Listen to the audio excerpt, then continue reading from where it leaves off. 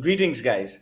In this video, I'm going to tell you a little bit more about how we can use um, our visual panel here to be able to see how the workflow is being affected. The idea of the visual panel is to be able to see step by step what processes are being conducted, what specific editing techniques are being used to be able to get a desired result. The beauty of this is as soon as we select an image, let's say in this case I select the image that was already provided on the platform, I go ahead and start performing different functions. Let's say the first thing I would want to do is kind of remove the background, for example. So here immediately I've been able to remove the background.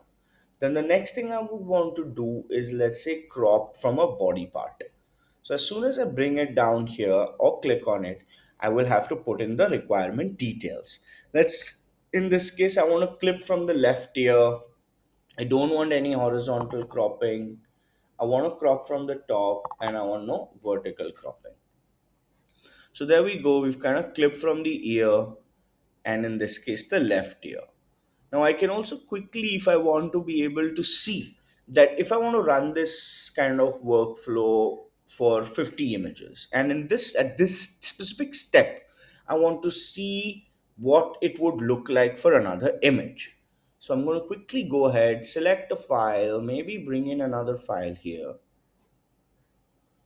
and see what it does to that specific file. Change, bring in another option image. Let's take this one for example. And this is what it does to that image as well. Then let's say something like this. So you're able to quickly see like the different results that you're getting in terms of cropping as well as removing. So you're able to visualize much better. Then I'm going to go ahead and let's say I want to generate a new background. So I am going to go ahead and generate a background here and let's put in a prompt. Let's say I want this female standing in a bedroom, real photo, for example.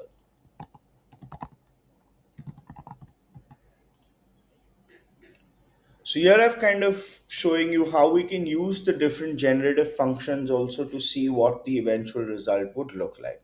Now here we have like the female standing in a bedroom with her nose and ears cropped uh, as well. So that gives you some perspective like how you're able to create this workflow then. Uh, Again, go ahead, save it as you've seen in the other videos and run this workflow at scale.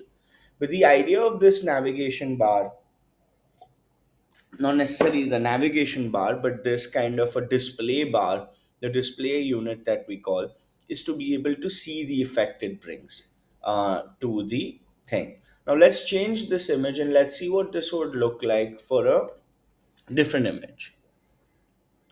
So it's a quick testing way of seeing what the outputs would look like. And once you're kind of satisfied with three to four of them while quickly checking them out here, you can go ahead and process these images at scale. Let's check this out for one more image. So as you're able to see, we're removing the background, then cropping the body part, and then we're kind of creating this bedroom scenario in the background. We also have the shadows using the generative AI feature.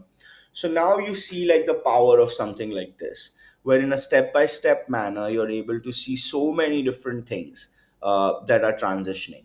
So that's a quick bit on how to kind of use the workflow page and the display section there. Thank you.